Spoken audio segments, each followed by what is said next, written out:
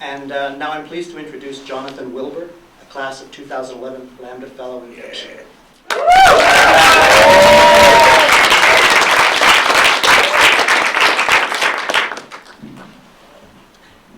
I'm going to be reading from a novel in progress, which is a retelling of Dracula set in the mid-1970s.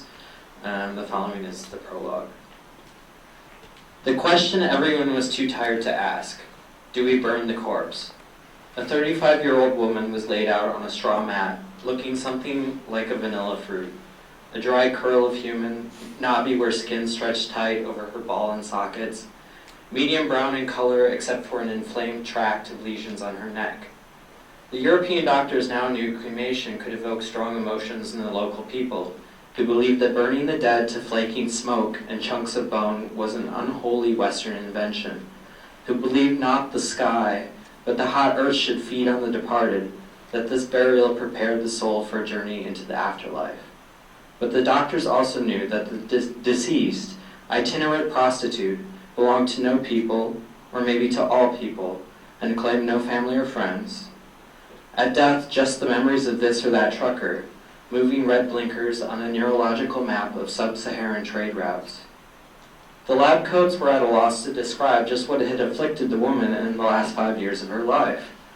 Her symptoms ranged from a thick yellow-white coating on the tongue, oral thrush, to chronic diarrhea that they would eventually link to a pathogen once observed only in sheep guts, red blotches and blisters from dermatitis, swollen lymph nodes, and wasting, dramatic weight loss, a range of symptoms that in a few years local people would call slim for its effects, and others more cryptically, Juliana.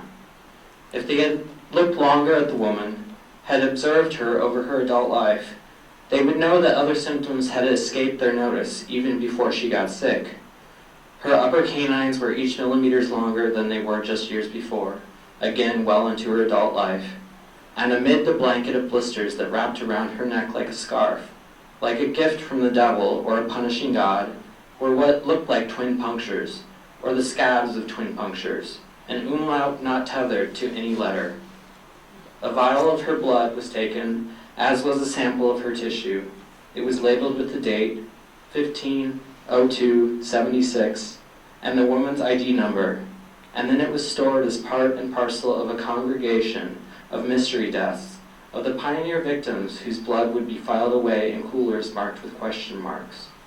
As she became ash, gas, and bone on a February dusk, the doctors let out a relieved refrain of sighs that no one had stepped forth to inveigh against this funeral, for there would be others, and some would not escape by easy rite of burning. Thank you.